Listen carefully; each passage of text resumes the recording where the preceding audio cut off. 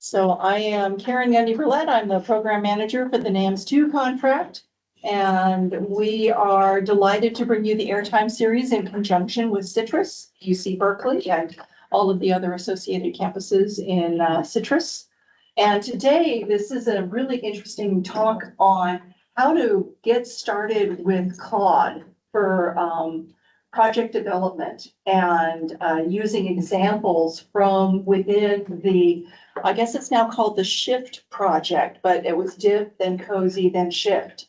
And so our speaker today in doing this is Mohammed Rafai, who has been here with extensive UAS software engineering experience.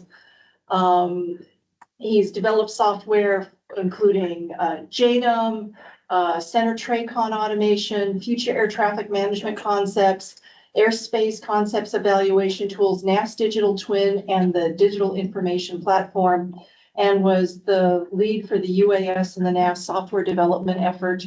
Mohammed has been striking out and finding new and interesting ways to use Claude. And so I turn it over to you, Mohammed. All right, good morning, West Coast. Good afternoon, everybody else. How's that for engineering precision? All right, so why is this of interest? I mean, why do we care? Well, an AI assistant can help you in developing software faster. It can detect software errors earlier, and it can automate your documentation. In what follows, I'm going to talk about what AI-assisted development is, how we use it, and what we've learned, and I'll follow that with a demonstration before I conclude the talk.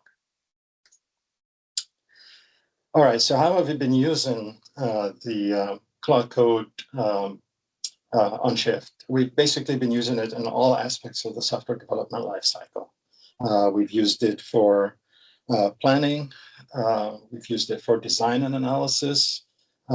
Building the software, basically code generation, or rather implementation, refactoring existing code, and obviously to refactor code, you need to analyze it, but analysis also in order to develop new features.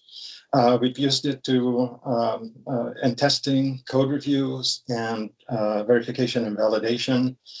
We've used it to generate documentation, be it code comments, design docs, plan docs, and so on. We also plan to use it for deployment, but that's a future task. We have not gotten to that point yet. All right, you may have noticed I switched from AI-assisted development to Claude Code. Well, so what is Claude Code? It's AI-powered. It has several AI models that it uses in its activities. It is an agentic coding system. What agentic means is that it's capable of acting independently and making decisions, and it can run tasks to completion with or without supervision, so long, of course, as you give it success criteria. It runs in a terminal window, and then on the left is a snapshot of what it would look like. Of course, plugins are available for integration into IDEs. I usually use it at the command line. I don't bother with IDE integration. Use cases. So I categorize these into 4 areas: research, software engineering, information science, and I'll get examples of that later, and workflow and productivity. So on the research side, suppose I want to do a literature search. So I could have Claude Code process the documents and give me summaries and maybe key diagrams and equations, just so I can make a decision on which papers are the most important for me to focus on. So that's one example. I can do complex reasoning, like mathematical reasoning, so long as you're provided with the appropriate mathematical tools. It can do some simple geometry and algebra, but I haven't tested its capabilities too thoroughly there. For machine learning and data science, it can build scaffolding and automated workflows for you. You can do additional things, but I'm not an expert in that area, so I'll set that aside for now. On the software engineering side, I've already spoken briefly about how we use it on the Shift team. But in addition to that, there's this issue of adversarial testing, which is basically Claude Code manipulating the inputs or the configuration of the system to try and give it the data that makes it break. So you're trying to break the system. That's kind of stress testing your system. That's part of fault injection and chaos engineering. On the information science, what do I mean by information management? So suppose I have a whole bunch of documents, they're not organized. I call it a knowledge swamp. Claude Code can go through and parse those documents and organize them in a meaningful manner. But it goes beyond that because it's management. That means it's managing the life cycle of these documents. So long as you give it, I'm going to slow down a little bit. I talk fast sometimes. So long as you give it an information management plan, it can adhere to that and it can help you manage the life cycle. It can make sure that when you release new software, your documentation is up to date. It can tell you when you should delete out-of-date documents and when you should create new documents. So basically, lifecycle management. For knowledge engineering, this is about actually taking references and converting them into machine-readable instructions or data, I should say. So for example, suppose you want to analyze some of the federal aviation rules. We'll take those, convert them into readable data for it to use, for its reasoning engine to use. Another example is Claude Code can actually adapt to a user's workflow. So the user can ask it, for example, based on the history of interaction, tell me what acts repeat or what workflows happen frequently. And Claude Code will help you develop the skills to replicate those workflows. On the workflow and productivity side, multitasking, you can create what they call sub-agents to do background tasks while you work on a main task. You can also use Claude Code to prepare training material. For example, if you want to onboard team members or if you want to elevate the skills of the team. Basically, the sky's the limit for how you, you can use Claude Code. It's up to you, up to your imagination. All right, so I talked in the abstract about briefings in that first slide, about benefits, sorry, not briefing. Benefits in the first slide. Here are some numbers that I actually extrapolated from a small task I did specifically to measure if it was giving me any benefits. So for code generation, it's about a 10% advantage. And so realistically, Claude Code generates code very fast, minutes, hours, instead of days or weeks.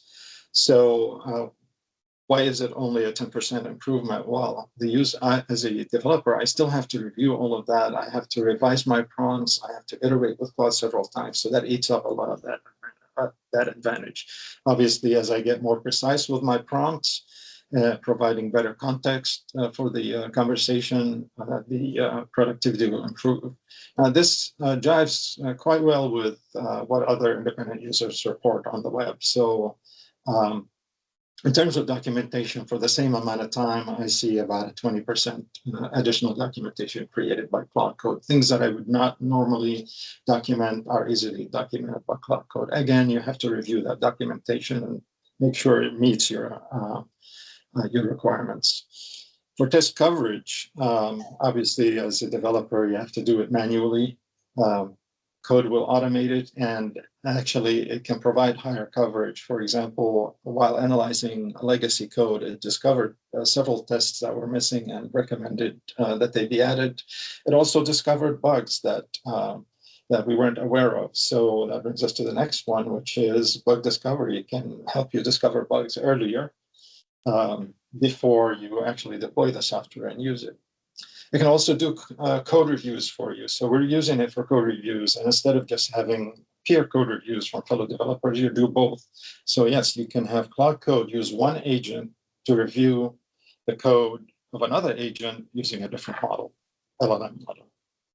Now, one very interesting benefit is one-off tools. I'm sure you've all come across the situation where you need to analyze some data in log files or something, and you wish you had a tool to help you do it quickly. But it's not cost effective to do it because you're not doing that analysis frequently enough to offset the development cost. Well, since it's a one-off tool, it's very easy to have Claude Code do it. An example would be visualizing some data. It would take quite a bit of time to put a visualizer that meets your needs, but you can do it a lot quicker with Claude Code. And you're not as concerned about quality as long as it meets your needs, it's sufficient. So it's a very good use case for that. All right, so this is kind of a meta slide, which basically talks about how you can expect to interact with Claude Code as you're become more experienced with it. Obviously, you start with doing installation and setup. And then as a beginner, you basically give it your coding standards, or even your software development plan. And just you prompt it for to perform tasks, and you iterate with it. You review what it gives you back, and you iterate. As you get more experience with it, you start to customize it to your workflow. Maybe a better word would be personalize it. So you build skills that meet your workflow. For example, you tell it to interview you when you give it a task statement so that it can cover the gaps and doesn't make random assumptions about things it doesn't know. You can connect it to tools and data through an open standard. They call it MCP, the Model Context Protocol. You can have it. You can set up sub-agents to do work to work independently. For example, you could have one agent do design, another agent do scaffolding or coding, a third agent do reviews, and you can team them up so that they could do collaborative decision making there. As you go further with your experience, you can start to automate workflows. So you create hooks, which are triggers for actions based on events or criteria. You can create loops, which are repeating tasks that will continue repeating until you meet success criteria that you obviously have to define. And you can ask code to assist you in personalizing it to your workflows. As we mentioned before, that it can adapt to your workflows to learn about things you do frequently. So you can have it build the skills for you that do that. All right, so back to Claude Code. I mentioned that it uses several models in performing its tasks. Opus, Sonnet, and Haiku. There's actually two other models, but they're currently restricted, Fable 5 and Mythos 5, so we won't talk about them. So Opus is the smartest of the bunch, has the deepest thinking capability. But as a result, it's also slower. It's the slowest of the bunch. And it's good for complex tasks, for making design decisions, for doing complex refactor of large code bases. It's good for running autonomously. Sonnet, on the other hand, provides you with a balance between speed and thinking depth. So it's a capable model. It has moderate speed. It's good for coding, code generation, debugging, developing features. It's very good for data analysis. And finally, Haiku is the fastest, but as a result, it's also the one with the shallowest thinking depth. It's your worker bee, rather. It's good for simple tasks, for editing documents, for creating component scaffolding, simple implementation tasks, obviously. Now, Opus generally would delegate tasks to Sonnet or Haiku independently, but it's sometimes you would have to tell it which model to use. Now, because Haiku is the fastest, it is also the cheapest and the simplest, I mean. Sonnet is next in line, and Opus is the most expensive. So some basic definitions. You'll see yourself thinking or talking a lot about tokens. These are units of text that Claude uses to parse documents. So it breaks the text into tokens. They're typically a couple of syllables. On the average, they're 3/4 of a word. So Claude counts them towards the input and the output. So when it parses input or parses files and references that you give it in addition to your prompt, all of that counts towards your token count. The output token cost is actually 5 times that of the input. So now the next concept we need to think about is the window context. I'll get back to tokens in a minute, but the window context is essentially short-term memory. Claude's short-term memory, which is essentially session memory, what it has done so far in the session. And this context has a token limit. For different models, you have different limits. Haiku has 200,000 token limit counted both towards the input and the output. The other models have up to 1 million tokens. Now, why is that token limit important?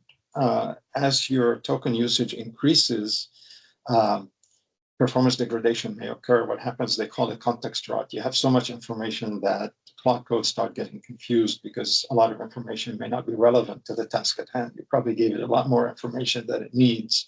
So you often find yourself using commands to compact that context window. And which brings us to the concept of commands, which are built-in or user-defined actions. The compact command is the one I just mentioned. Basically, it reduces the number of tokens that, or reduces the memory to only that relevant to the task at hand. Gets rid of a lot of garbage, so to speak. Init is what you do at the start of a new session. Basically, it goes in and reads the information in the document and creates a markdown file to summarize that. Stats gives you your usage history. Cost gives you the cost for the session. You can do other commands like refactor or simplify. At the end of the deck, there are some reference slides that talk about these in a little more detail. More sophisticated than commands are skills. So skills and commands use the same underlying infrastructure in current Claude versions. They're basically advanced instructions for tasks and workflows. So in addition to doing actions, it can do multiple actions, it could do repeated actions, but you can also specify tools, scripts, or references, or other assets like data that Claude needs to use to perform the skill. An example of a skill is the interview skill. I think I may have mentioned it previously. The next concept is Claude Code is good at what it does, but often when you give it new problems, you might need to give it additional information, be it additional tools to use or data or files. Claude provides this mechanism through an open standard called the Model Context Protocol. And you basically install an MCP server to connect it to the appropriate tool. Examples are database, so you can issue natural language requests to query the database. You can connect to Atlassian tools, collaborative tools, like Jira and Confluence, and other tools as well. You could also connect to Amazon Web Services. Obviously, there are GitHub MCP servers as well. So finally, we'll get to the most details of these concepts. Hooks are the custom rules used to trigger actions on events. Loops are basically what they say. They're for iterative development. You provide a success criteria, and the loop will continue executing in the background until the success criteria is met. And sub-agents are AI assistants for executing subtasks. Again, they can run in the background, and usually they have to run in the background because they're running in parallel. All right, finally, we're about to get into our demo. But one of the key things you do when working with Claude is to ask it to do tasks for you. They're called prompts. So there are a number of ways you can build your prompts. I usually use one of two styles.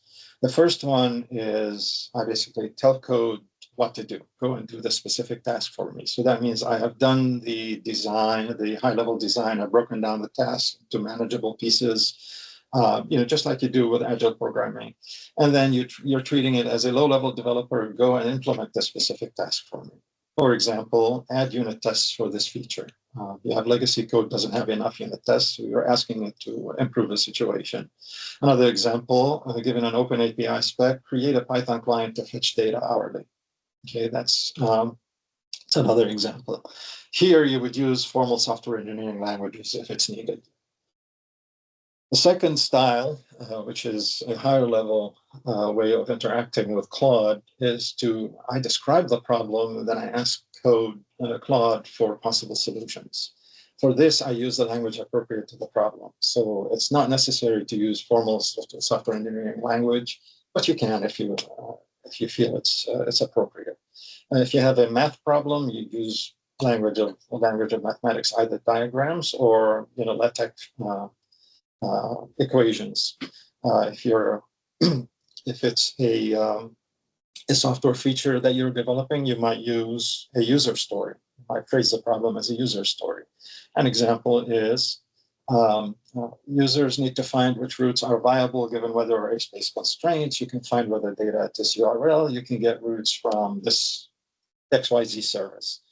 And you can ask it to propose solutions for you. Another is to is to tell it that users need to summarize the day's performance post-ops. So once the operations for the day are done, I want you to summarize the day's performance. So propose metrics for me. What programming languages should I use, and what would the architecture look like? And you tell it to evaluate the alternative designs of programming languages and give you a critique of the advantages and disadvantages. And I'm being lazy here, so I'm just telling it to go find additional information that's a particular location on the file system. Now you can, in any style of prompt, you could use natural language so long as it's unambiguous. If you want to learn more about prompt engineering, there's a link to the Claude documentation pages there. All right, we're about to get into that. And now this tells you how you would interact with the session. I'm going to skip it because you're actually going to see it for yourself. I want to switch over to my command window. All right. Now,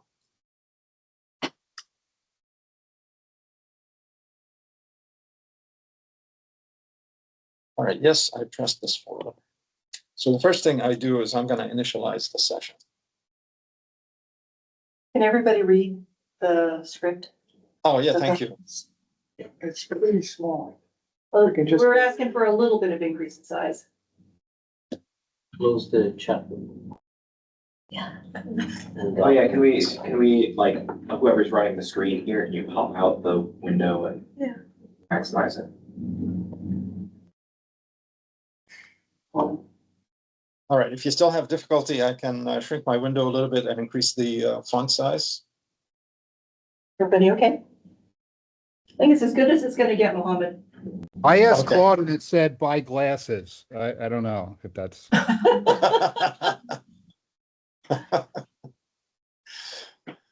All right. So normally, actually, when you first start Claude for the first time, you would ask it to set default permissions. I've already done that in the past. So instead, what I'm going to do is show me common permissions. And you do that because when you go and you tell it to init, it's going to read the information in that file. And if that information in that directory has some secrets, you want to make sure that it doesn't read those. So it's going to take a few seconds to come up with an answer. So the first time you start Claude, you'll ask it to create a permissions file that summarizes the common permissions that people use.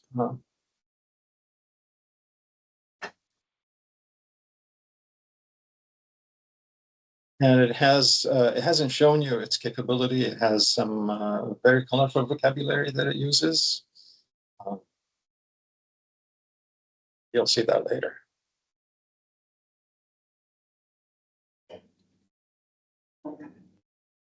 It's having a seance now. It's channeling something.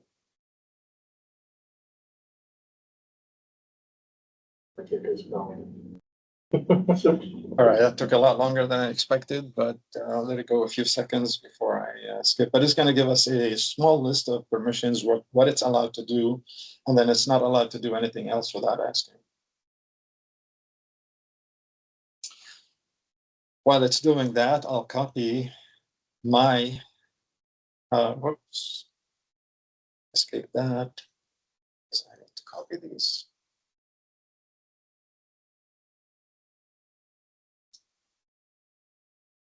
All right, here it is.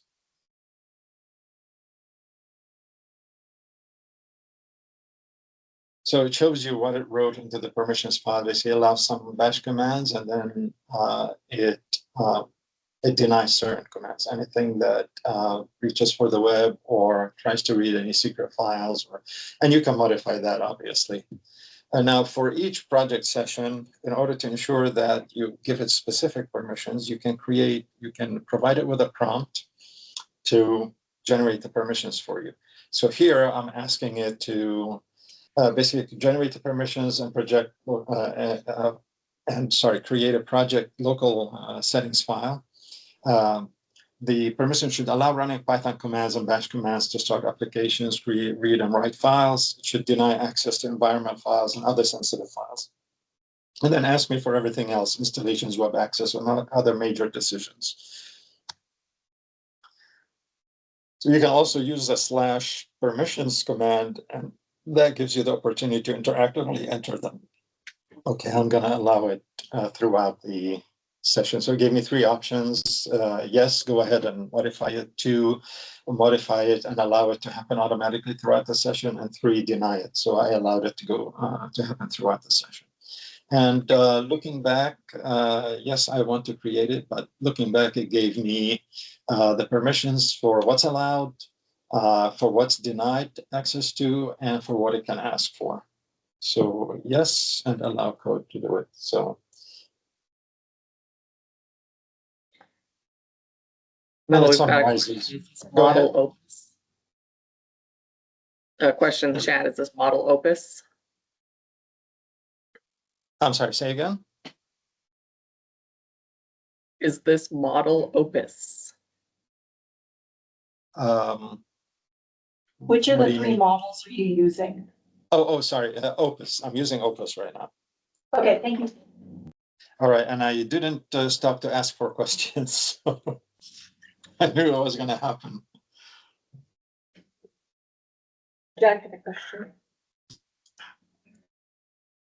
Jack, do you want to answer? ask your Okay, question? yeah, Mohammed, earlier Yeah. you say show me the permission, and it took something like 1 minute to do.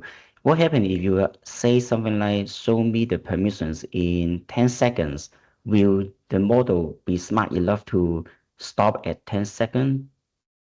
That is a good question. My money's on no. I Yes, guess what would it have to do? It'd have to like write a little script that would then like, it'd have to like write a little script that would then run some command with a wait for 10 seconds built in. Wow, so it's actually in 10 seconds. Yeah, It's but sped up. this is a bit of cheating because it's already done the job, right? So And it might has not some be of a- that. It might not be a complete set either. Right. Oh, okay. Right, John, you also had a question? Yeah, I mean, I'm just going to throw some things out there that if you have experience with, I'd like to hear your opinion. I've been using Copilot and ChatGPT. I've not used Claude. I've not used the command line. I've used it largely through prompting, but there's some things that I noticed the AI does, I would say, better than others, and some of the things it does poorly. And this is why I want to hear if you have any comments on this. It often it sometimes gets very, I call it impedance mismatched. Like it will look at the code and it will want to add unit tests that test all sorts of edge conditions, but meanwhile, that's out of alignment with even the design of the code. So it like it does the minutia extremely well. Yes. And the other thing is I use it to look at largely legacy code, which has legacy bugs. And it does find bugs in the code, in the legacy code, that are worth fixing. It finds a whole lot of other stuff. But when you're creating code from scratch, are you doing it in a code base that's is either newly generated by AI, or just new? Or have you had success in having it behave well? Because I always have to tell the system, don't change the format. Like I'd have to do things like that. Don't go and mess with I'll upset the apple cart here, which I've learned how to prompt it. But those kind of issues I have run into, it's been extremely useful, I would say. And then one last thing, I don't say it has made me 10% faster. It's made me an order of magnitude faster, because it meant I no longer had to spend a lot of time researching new technologies that I didn't know a lot about beginning, because it would get me to the right answer right away. I mean, it would get me in the ballpark right away. It doesn't converge That's immediately. actually a very good point. Those numbers are excluding the learning curve, excluding the additional investigation you have to do personally. It actually does a lot of that in the background. But that typically happens on a limited number of tasks at the beginning of a cycle. But I agree with your findings, and I often find it doing a curious thing. The first thing you notice, if your prompt is not very precise and you don't put a lot of constraints on it, it's non-deterministic. So every time you submit the prompt, it will give you a different answer. And sometimes the answers are significantly different. As an example, the first time I ran this demo dry run, I had to create a plan, and it gave me a plan that could be finished in 8 weeks, basically 4 agile sessions. The next time I ran it, it gave me a plan that could be executed in 18 weeks. So the design was a lot more complicated. Now, obviously, as you tighten the context and the prompt with tight specifications, that difference reduces. But it's like any other developer. Every time you ask a question, you can get a different answer. In terms of testing, yes, it does go after all the minutia. There's another thing, when it finds bugs, when it's developing new software for you, when it's code generation, it focuses more on the test side than on the logic side. So it will always assume there's a problem in the test first before it goes and looks at whether the logic is faulty. So that's a bit of a problem that it can learn to get around. I have mostly used it, so I've used it to analyze existing code, and like I said, it discovered missing tests, and they weren't trivial, but and also discovered bugs that we weren't aware of. But I've mostly used it to create new tools, basically reverse engineering a tool that was developed, but it requires a service from an external provider, and we no longer have access to that service. So we're reverse engineering that, but we're writing that in Python instead of Java. So it's all new code. And it does very well generating the tests there, and it runs a number of tests, and I usually have to ask it to add additional system tests or live tests in addition to that. So it doesn't do everything out of the box. You have to ask it to do certain things.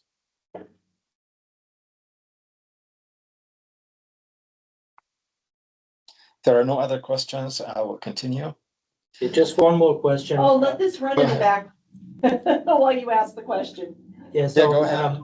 So I use Copilot to generate code, and what I like about it is that when I generate code, at the end of it, it just says, okay, I've done what you've asked. And by the way, now that you're here, you can also do this and this and that. You want me to do it. So it provides kind of suggestions for other improvements. I was wondering whether this would also do the same. It can, and in fact, you're going to see that sometimes you'll see some text after it finishes working on a prompt, and we'll put some text in the prompt area. If you hit tab, it becomes a new prompt. So sometimes it does give you a next step, but it doesn't give you a list of things to do, perhaps unless you're in the design stage. Right. The other question I have is, with Copilot, at NASA, we have this tenant kind of concept that we can kind of cut and paste anything in there, whatever. It's not going to be sent outside NASA. So is this the same with the tool that you're using, or is it, do we have to be worried about? This is NASA provided, so nothing doesn't go outside of NASA without asking for permissions first. Okay. So back to this answer about really quick, just because the way that he has this set up is NASA provided. If you download Claude Code from somewhere, that would not have been NASA provided. Yeah. And I think he's going to get to the end. Sure. Okay, yeah, very good. So I'm using a key that is generated through that interface that I forget what it's called, NMC API. So back to my previous answer about recommendations after it finishes a task. In fact, you can create a skill to ask Claude to do that for you. So even if it's not there out of the box, you can create a skill. So anytime you analyze a prompt, please provide next step recommendations. That would be the skill. All right, so here I'm asking it, I have a file called fuser.json. It has some flight data in JSON format. I'm asking it to use that as mock data to generate an API server that exposes APIs, obviously, and enables users to query on fields like airports, ICAO IDs for airports, so it's a bit redundant there, and so on. Provide instructions to run the server, provide samples with HTTP, GET POST methods to demonstrate API response from mockup data. So obviously I didn't give it much in terms of specifications here, but it's a very simple task. So it shouldn't be too problematic.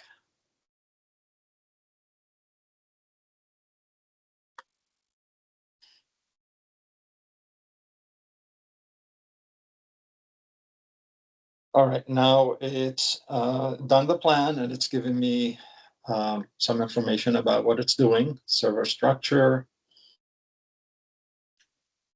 And all this information is going to go into a markdown file that documents the design. So let's go ahead, and it's asking me whether to accept the edits or if I want to manually approve, I'm just going to accept them.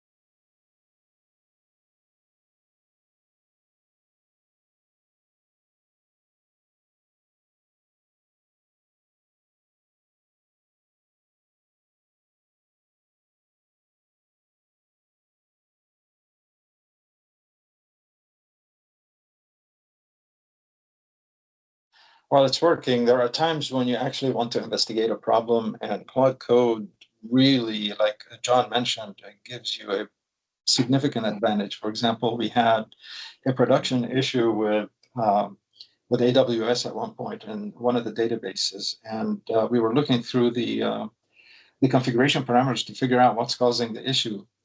But basically, a prompt to GSFC provided the answer very quickly, and that saved us a lot of time. All right, it's finished, and it's telling me what to do to start the server. So we're going to do first Python.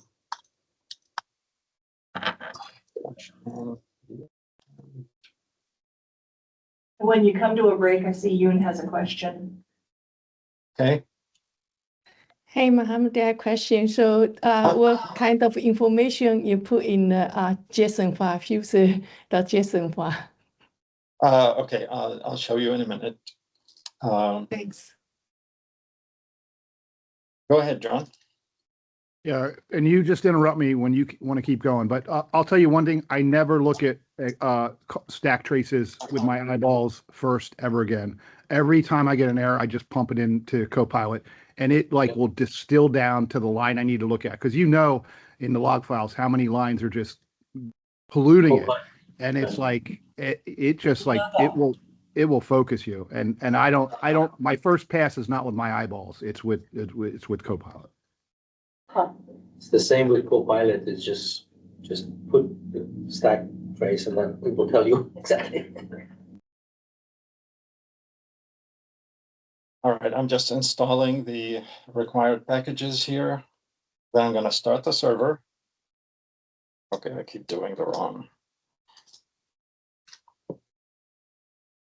All right, now it's telling me where to go to look at the server. Since it's a demo, I might as well prove that actually it generated good code. So here it is. You can look at the interface requirements, tells you what you need to do. But for the heck of it, I'm going to just do flights. And it's giving me all the entire list of flights. This is pretty much what's in the file. I mean, this is not readable at all. So this is pretty much what is in it. It's a JSON file with flight information, including Goofy and the version of users that ran it, arrival times, and so on. All right, back to our prompt. Anna was also Berkeley. I'm sorry, that was all garbled up by the Microsoft, by the microphone, I mean. Same difference. All right. So now it's actually. So Mo, you got another question in the chat. Go ahead. Bless you. Did it generate fast API-based server, or does it build its own WSGI server? If you ask it, if you ask it to generate a server, it will do it for you. You have to give it the specs that you want, otherwise it will choose. Thank you. So here, if you hit tab, since it already built a server for you, it's telling you you can run the server. But I'm not going to do that. What I'm going to do instead, Shift Bang allows you to run commands in the shell. So I'm going to look at the files. I want to see, it did not create a YAML spec file for that. So what I'm going to do now is I'm going to clear the context, because I am going to go through and make sure that I can start. Is that remove all apparent history, like knowledge of what you just did? Is that what that did? The context window clears the context window completely. So if I hit init again, it will go back and read the Claude MD file. So in order to prevent from doing that, I'm going to do remove .md. What I'm going to do is I'm going to start scratch and ask it to, escape basically interrupts a previous prompt. Does it have access to our code base and our SharePoint or Confluence? Does it have access to that? You have to provide it with an MCP to connect to it. Yeah, because I've also found, and even outside of NASA, my wife has found at a bank that the AI tools are often too trusting of the internal documents. So it might give you an answer that someone's written that might not be even correct, but it does seem to want to look at the enterprise documents first. I don't know if that's, I wouldn't want to turn that off in Claude, but turning it on, like it's on in Copilot, and it definitely wants to believe someone who said something there before it tries to do its own thinking. Yeah. So I'm cleaning up whatever it created. Well, actually, I'm going to keep the README file, because the next one is going to ask for reverse. I didn't remove my permissions, so we're going to have to create the permissions again. So let's do that first. And while it's doing that, I'll talk about the next. Now I'm going to ask it to reverse engineer a REST API. It's going to need the data file for the schema, obviously, and it's going to need the server implementation for, oops, didn't like that. Okay, escape. Come on. Let's go back, and I made a mistake there and copy.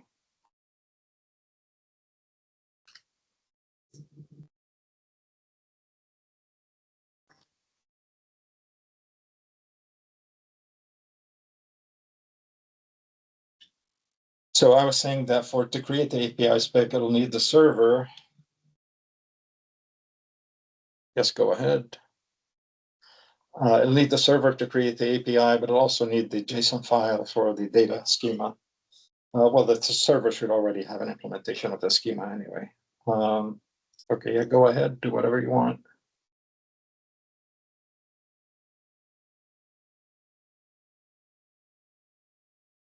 So copy.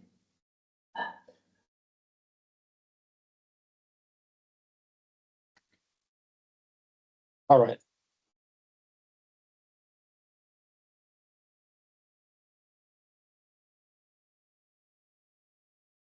So this should take about 45 seconds or so, if I'm not mistaken.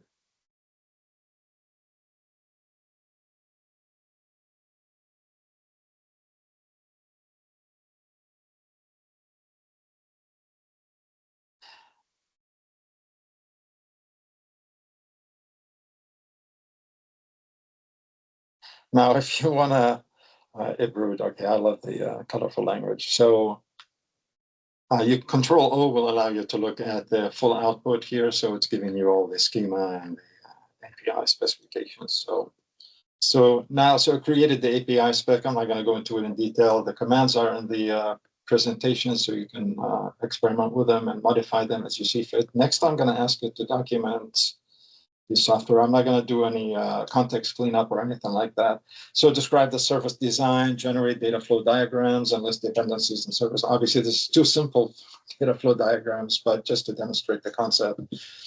Identify configuration parameters and potential configuration parameters. So if you look at the server API, it probably has the port hard-coded, so that's potential configuration parameter. So let it run.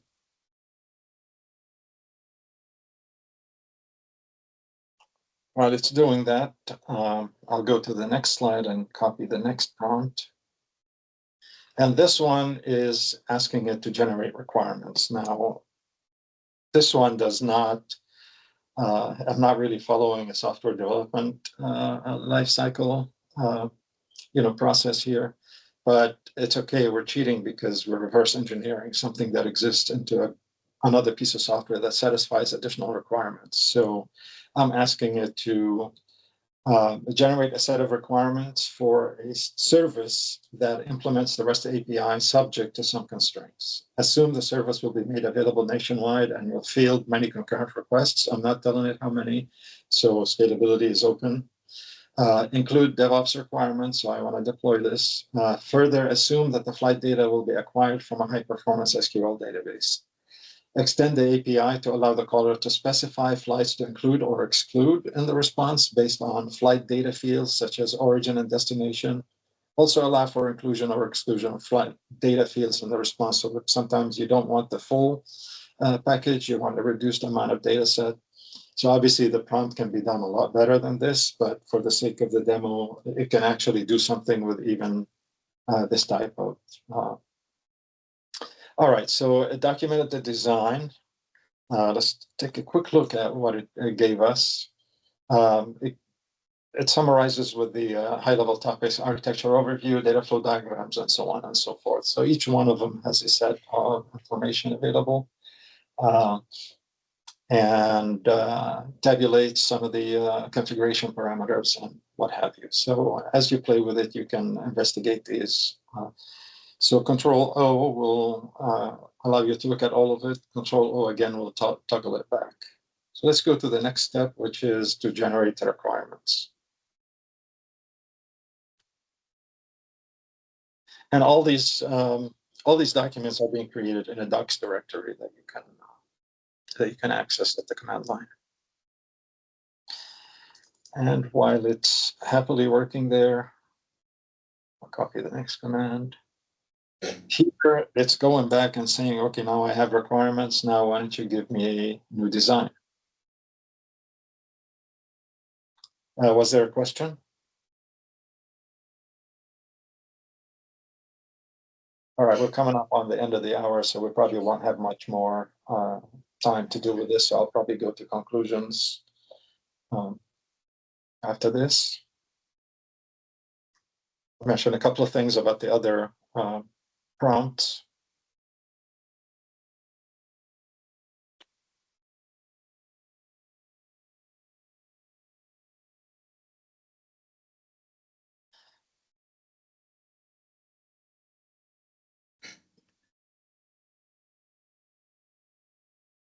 Even if Mohammed doesn't finish this, you'll have access to the slide set in this presentation. We're recording it. So you can practice on your own. Yep, yeah. All right, let it run, and I'll go back to slides here. So again, and you can ask it for design, either given a set of requirements or given an executive summary of the task that you want to do. And you can also ask it to plan your development for you and even create JIRA issues and so on. But to create JIRA issues, you have to provide the MCP server for Atlassian tools. So here's an interesting problem to demonstrate the idea that if you don't give it the appropriate context or information, it may actually do something, but it may not be exactly what you're looking for. It's a trick question with the typical, I hate this kind of trick question because it's asking you for information that it gives you the right information to do. For example, base times altitude times height gives you twice the area of the triangle. But at the same time, it's trick because it's giving you something wrong with the diagram. Anyway, play with it and you can see for yourself what's happening. Basically, you're given it a height that is impossible to have with a right angle triangle. And so the next question asks it to compute the maximum height so that you can have a right angle at that vertex. And then finally, you try to make it figure out that there's a problem with the problem statement and how you need to formulate your prompt carefully enough in order to catch these kind of things. So you're basically telling it, check for and reports error in problem statement. So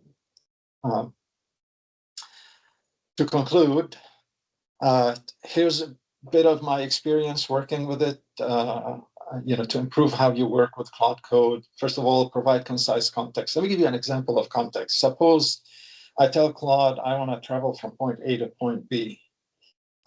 Depending on how you phrase the problem, it might actually tell you to drive or to take the train if you don't tell it that you want to fly. Don't tell it if it's an aviation problem, it might give you the wrong answer.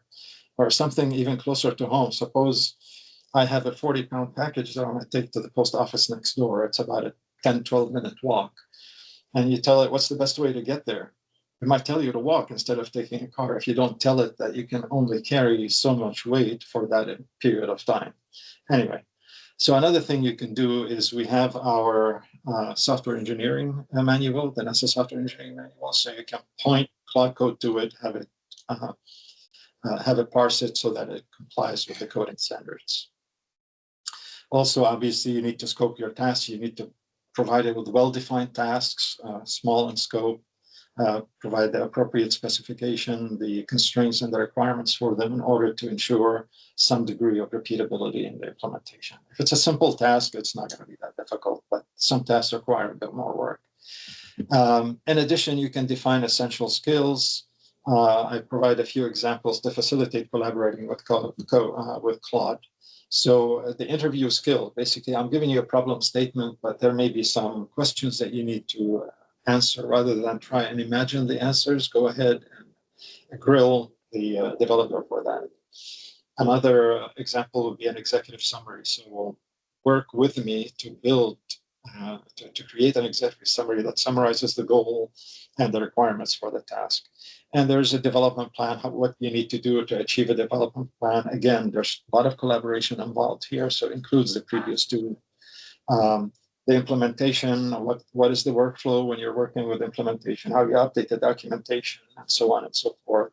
And there's, once you're done, you want to explore and see if there are any missing, if the logic is missing, and if there are any gaps in the logic, and if there's a way to simplify it or refactor it.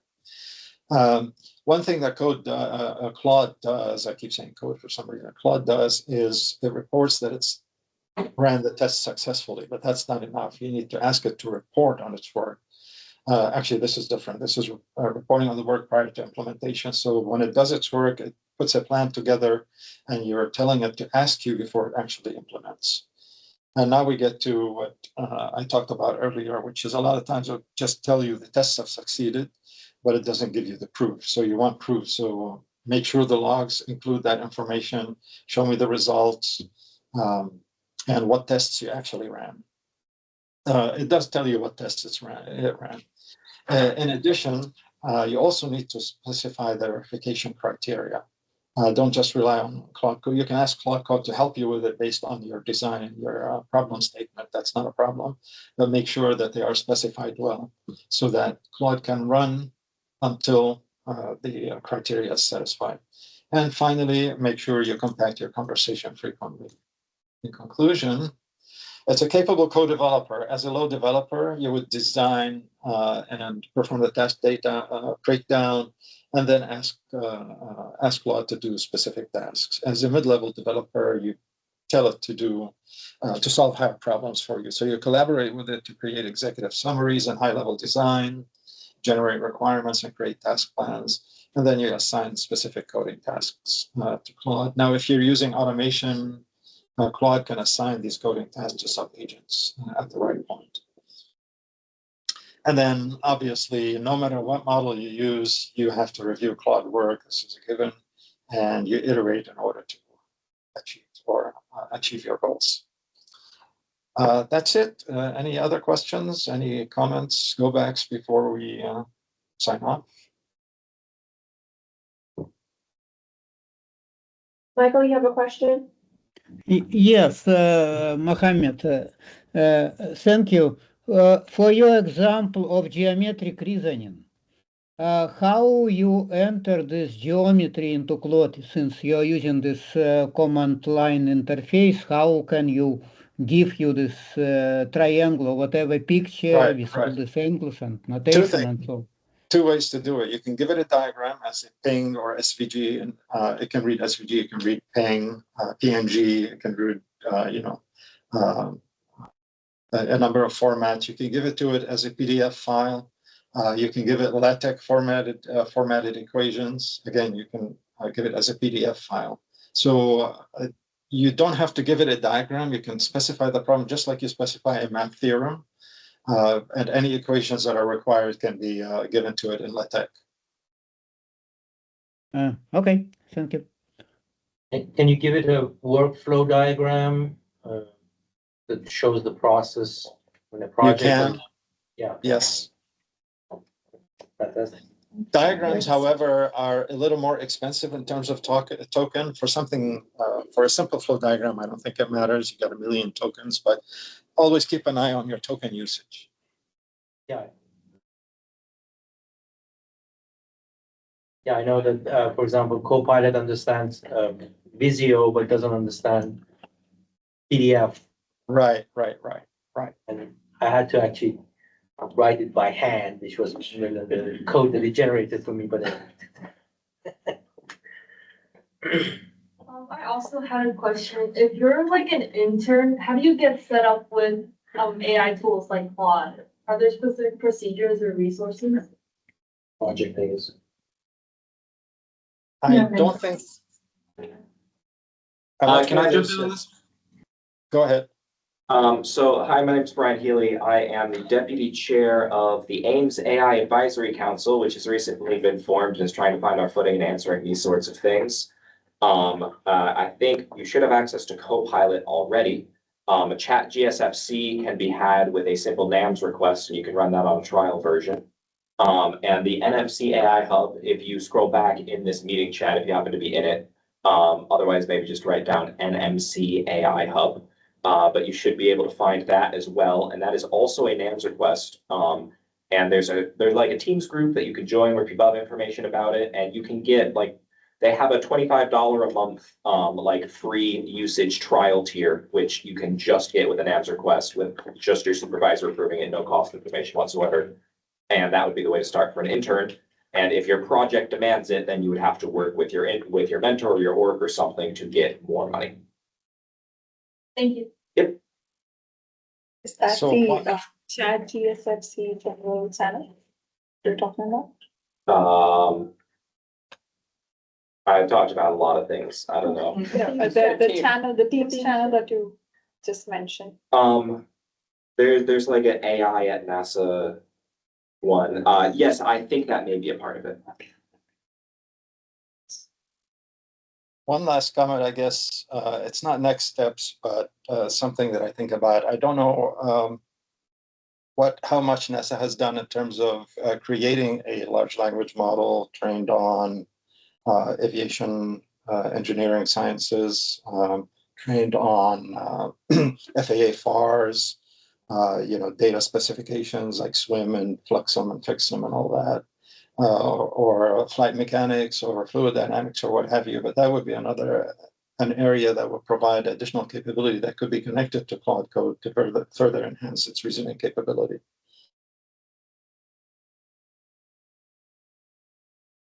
Okay. We've gone slightly over, but let's applaud. Applaud for Claude, Santa Claude. Excellent talk. And thank you all for coming to this edition of Airtime. Over the summer, we're being a bit loosey-goosey on our topics. And so if you have something that you would like to present or you would like to see, please let us know. And we will set up more sessions like this one. Anyway, thank you all so very much.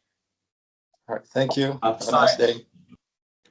Sorry, somebody corrected me in the chat that Chat GSFC is apparently not accepting new users at this point in time.